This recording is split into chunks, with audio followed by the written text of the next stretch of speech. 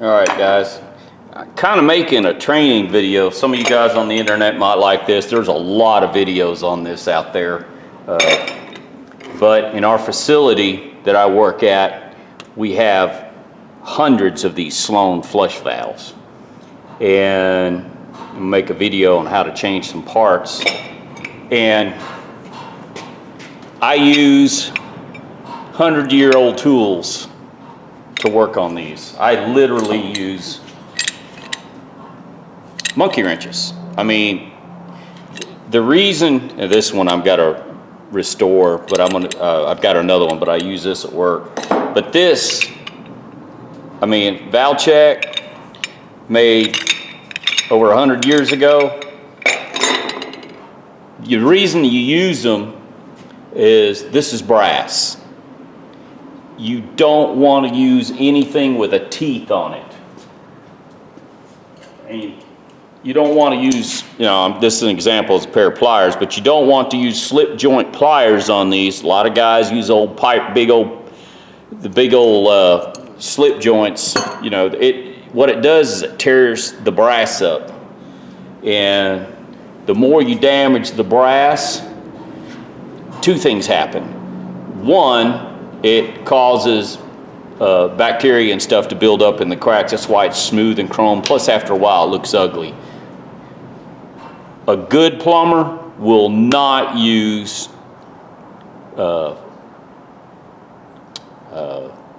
teeth, anything with teeth on it. They make a special wrench for this. They also make a special pair of Rigid makes a real good one. It's angled head and it's designed, it has no teeth, it's made just like this. And it's designed not to damage the threads. Also, if you use something with teeth on it, with a slip joint pliers, especially on this point, and the one down below, this is brass, it's soft. And some of you he-men out there that think everything has to be torqued to 200 pounds plus, you're screwing up because you're damaging the threads. And I got to come back and fix it because somebody over-torqued it and bent the threads. You can bend brass threads, it's easy to do. You do not use Teflon tape. You don't use Teflon tape there, anywhere. You don't use Teflon tape, and you don't use pipe dope. These, I'll go into more detail. They're designed to not leak. It's hard to believe, some of the people out there. Every time you go into a restroom somewhere at a quick stop or something, you always see one of these beat up. Somebody's mangled the brass and it's leaking because they don't know what they're doing. It's that simple. First of all, let's start with shutting your water down. This is a 1-inch valve. You got 1-inch water coming in through here. You shut it off by the stop. You screw it in all the way down until it stops. What it does, there's a rubber plunger that goes all the way up against and shuts the water flow off. Once you get that off, flush it and see if you got any water. If you hear any water bypassing, do not open this up and don't take it apart. 1 inch of water column coming out of this at 60 psi. In 30 minutes you'll have over 1,100 gallons of water on your floor, second floor, first floor, and in your basement. Trust me, I know. Within a minute, it's 37 gallons plus or somewhere around there. You don't want, when you take this apart and you got to get 1 inch of water flowing out of here at 60 psi, you're going to regret your job. Anyways, once you get the water turned off, you can take from this nut all the way down, you can take everything off. That little rubber boot will hold that water pressure. And let me open this up.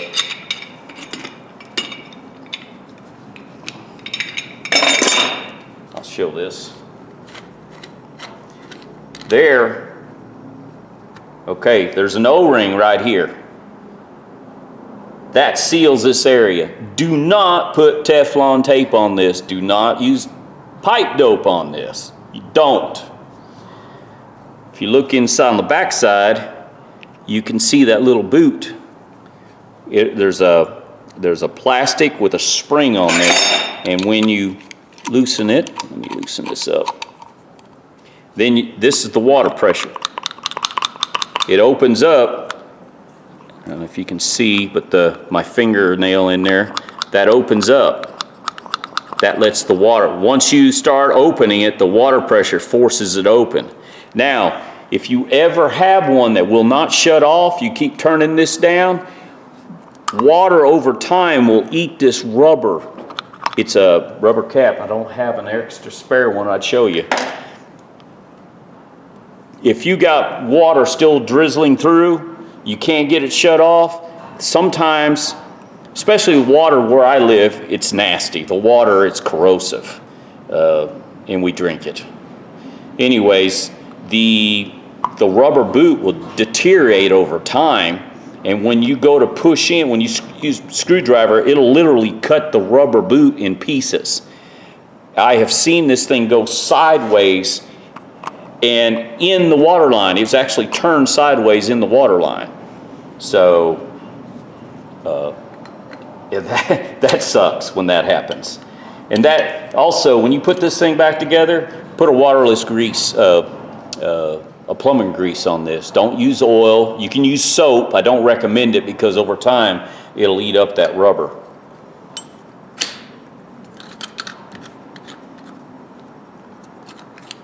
But this, I guarantee you, if this is not sealed properly and you you take this apart, you're probably going to get fired.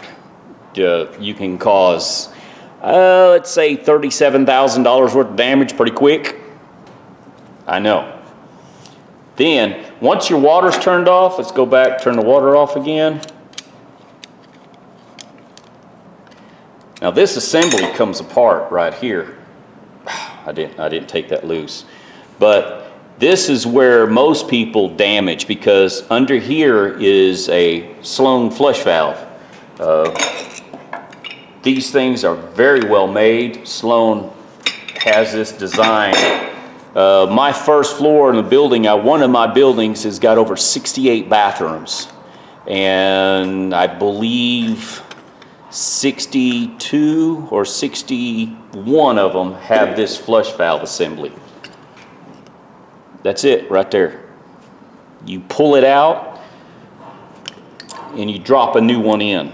It's that simple. If you got one that usually what happens is you'll get a complaint about a toilet flushing constantly and won't stop. A lot of guys will change this handle. That has nothing to do with it. It's this. You got a tiny little hole, little vacuum, little hole right there. See it? Different salesmen have told me different things. Usually what I like to do is I set this to the handle. It doesn't really matter. I've tried it different ways.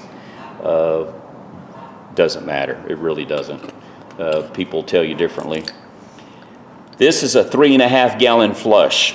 And the reason I know it is because it's got the white cap on it. If you have a green one, that's a low consumption toilet or a low consumption flush valve. Do not put a 1.6 flush valve or a 1.2 flush valve in a 3.5. Your turds aren't going to flush down the toilet. It's just that simple. You have to sit there and hold that handle several times to get it to go down. And I don't care what the salesman tries to tell you, a 3.5 gallon toilet is made for a 3.5 gallon flush valve. If you want low consumption flush valve on your toilet, you gotta change the toilet. It's that simple. Next time a salesman tries to tell you you can be done, tell them to go jump off, because it can't. It doesn't work. Also, Sloan and Zern, the salesman will tell you the interchange. That's a crock. They will fit and they will work, but usually you have to sand these little tabs down a little bit on the Zern to make them fit and work on a Sloan. Do not interchange them. We do, one facility that I do work in does have Zern. Zern works great. Zern toilet, Zern flush valve. The assemblies look similar. Those parts work in a Zern great. I don't like putting Zern in here, and I don't like putting Sloan in a Zern toilet. It just doesn't work that good. Next time a salesman tells me, I'm going to make him change it, tell me how good it is. Also, there's a cap in here. This one, the cap didn't come out. Huh. Hang on a second. Let's see if there's one in this one. I got two different ones here. No cap in that one either. Anyways, there's a black cap in here. Normally, these come out, and you just put that on top. This one's all one piece, which that's fine. If you ever have one, when you put this back together, like that, you tighten it down with your wrench, and you're still dribbling water like this one was,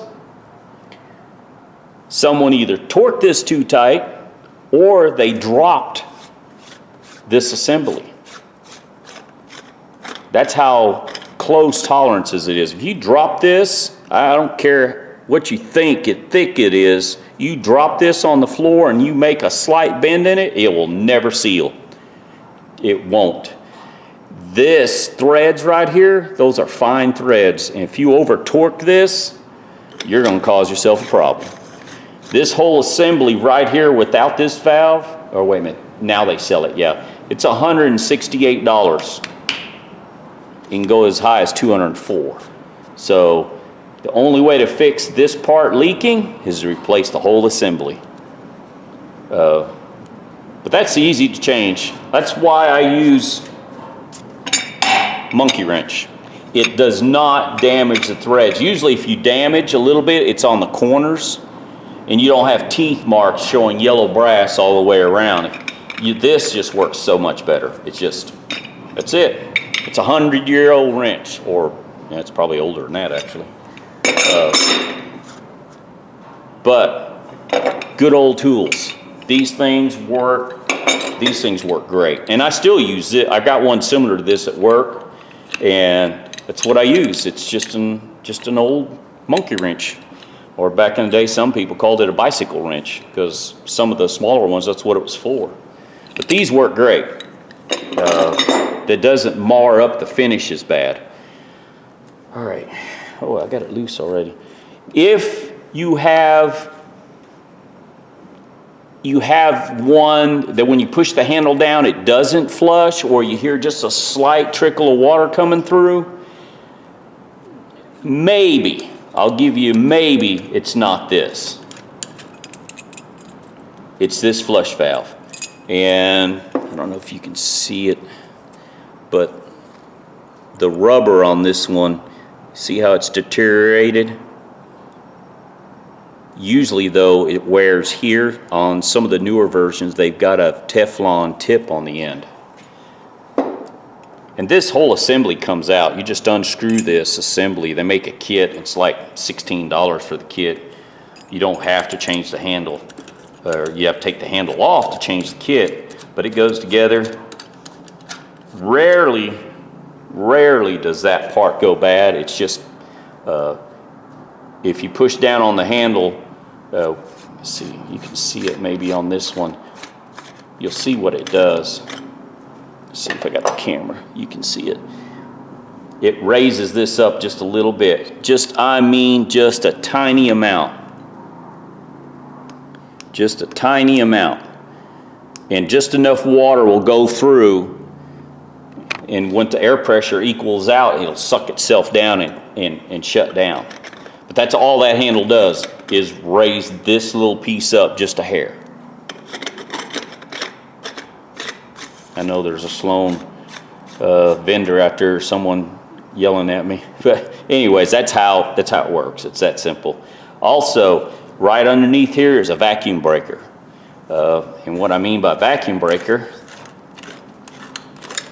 is this piece right here. It's a rubber boot. When the water comes through, it opens. All right, guys, camera died, sorry. Vacuum breaker. That's all it is. It's just a little, it's actually not little, it's pretty thick rubber. And I don't know if you can see, I'm trying to get the water will come through and seals itself off. Anyways, normally, it's got a little washer, little gasket. Zurn, that's another thing. Zurn will sell you this and say, hey, this will work on a Sloan. Yeah, it will. It'll leak 50% of the time. I don't care what they tell you. Comes with a little paper gasket, the diaphragm or the vacuum breaker. You put your little plastic piece.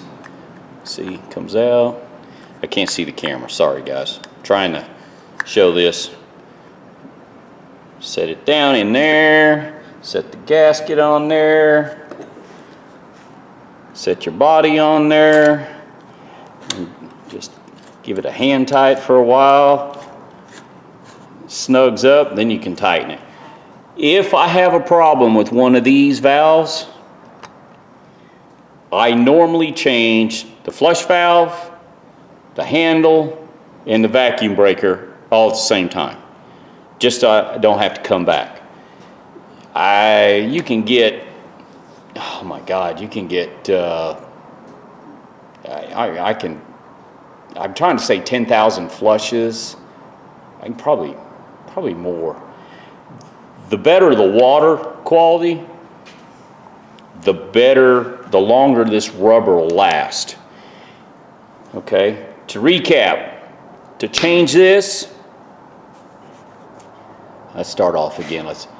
If in our facility, if we got a toilet that constantly flushes and will not stop flushing, it's this valve up here. First thing you do, turn this screw. Some of these are not screws. Some of these are a big old square nut on the old Sloan Royal flush. But most of them nowadays in the last 20 years or so have been using this screw. So you turn the screw down, stops the water flow. Way to tell if you have no water flow, pull the handle down. If you don't hear anything, you're good to go because you had water flow before, you don't now, so it's working. Take this cap off. Sometimes when you take this off, you'll have this black cap setting. I can't get this one out. On top, take it off.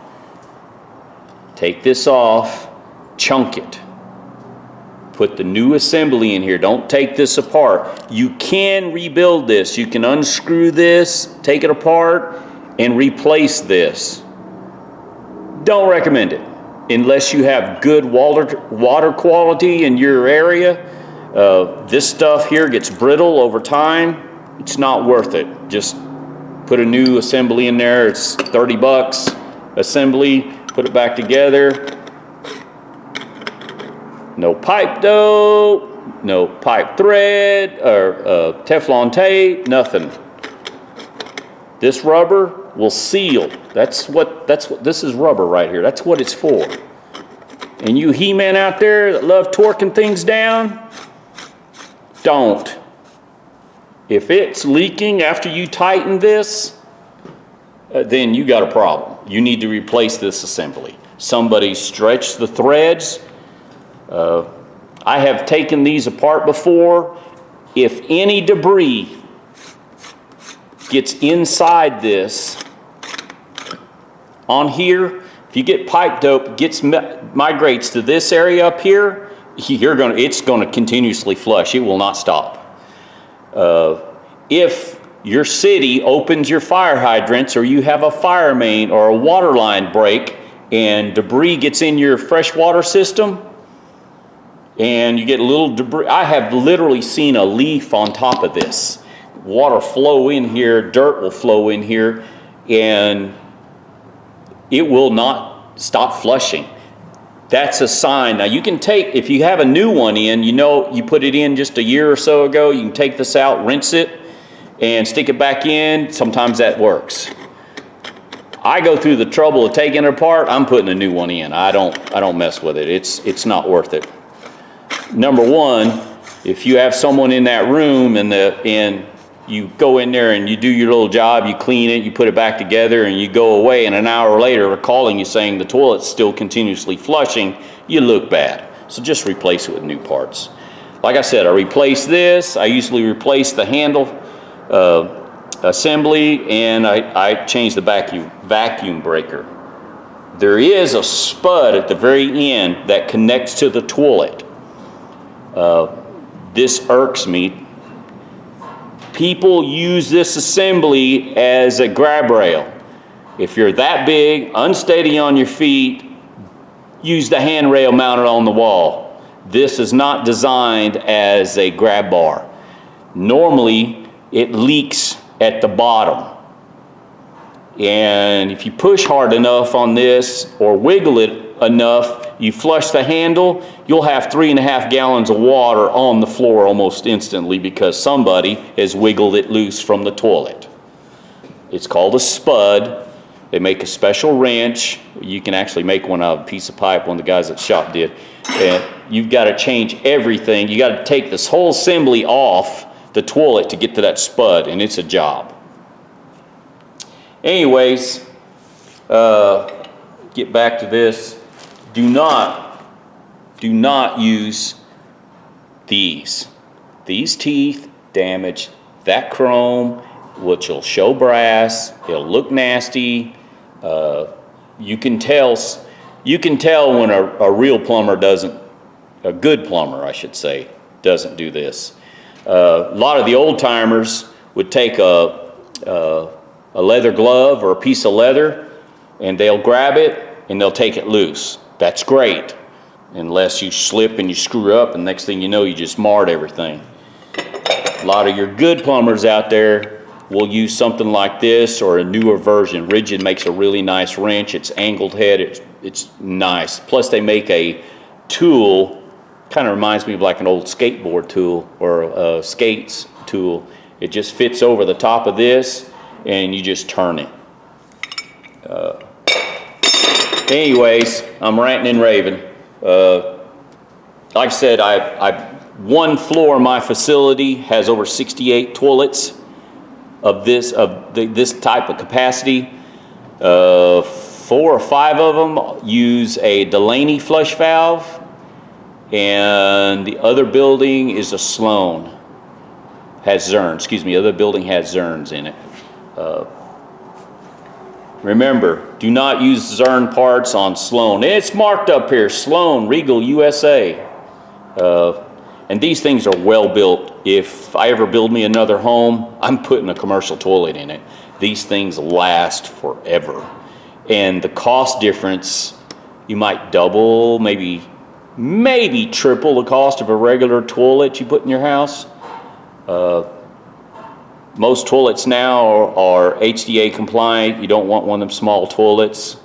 You want, the taller the toilet, the better. Just for ADA, if you get anybody that's handicapped, once you break that plane bending over to a certain point, it's hard to get back up off the toilet. Anyways.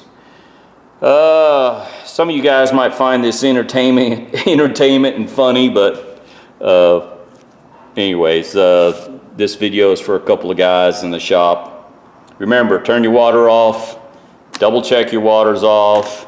If it is off, unscrew your cap, change your flush valve, take your assembly apart, change your handle part. Real simple. Unscrew this body. Once you unscrew all the body off, you can change the vacuum breaker. You cannot change the vacuum breaker without changing the assembly. While you're at it, change this O-ring. Change this O-ring. It'll flatten out, square up on you. That's all you do. It's real simple. That's it. Take that out, drop your new one in, normally what I do is I'll set this in a vise, or if I don't have a vise handy, I will set it on the table and just take it all apart, replace everything in it, put this in it, then I slide this in, because the pipe that this receives right here, it's usually, you don't have much motion. You can't go up and down. You have to slide it in like that, and then that, and then you just tighten it up.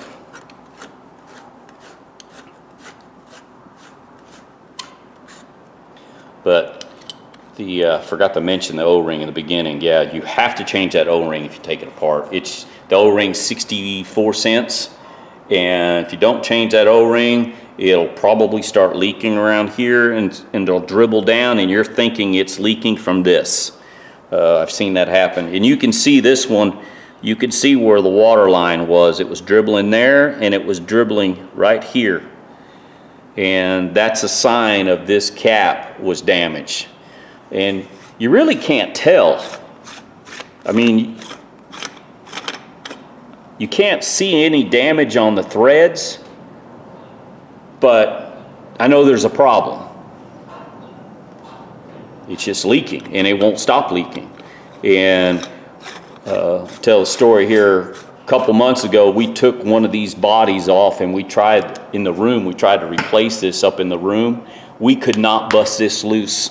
We took it downstairs in our 6-inch vise, clamped it on, put a 36-inch pipe wrench on this. 36-inch with a 2-foot cheater bar to break this loose. I know the guy who did it, and oh my God, he's just super strong, trying to get it to stop leaking. Well, when he got it to stop leaking, the threads are all damaged. We could not rebuild it. There was just nothing we could do. But it was that tight. When you have to put a 36-inch pipe wrench on something with a 2-foot cheater bar, you know there's something wrong. So anyways, ladies and gentlemen, I hope you find this video entertaining. Like I said, these come in handy. I don't care, people buy these and think they're antique tools. They're still usable, very usable, especially on brass plumbing. Do not use these unless you stick a piece of leather in between the brass and the teeth on these. These will damage this brass, and it looks like crap when you do it. Makes you look unprofessional. These are still usable just on just about anything with a nut on it. I mean, that's what they're designed for. You know, you can use it. It doesn't damage the threads. I like these. These are really useful, especially on these valves. That's even if you just use it one time, it just keeps it clean, and because the housekeeping, I'll have to come back and clean, and after a while you'll start seeing green deposit builds up on your marks. After a while it just looks tacky. It looks bad. Anyways, shoot, I keep saying anyways. Ladies and gentlemen, I hope you find this entertaining. I'm making this videos for some guys in the shop. I think they'll like it. Have a good evening. Thank you.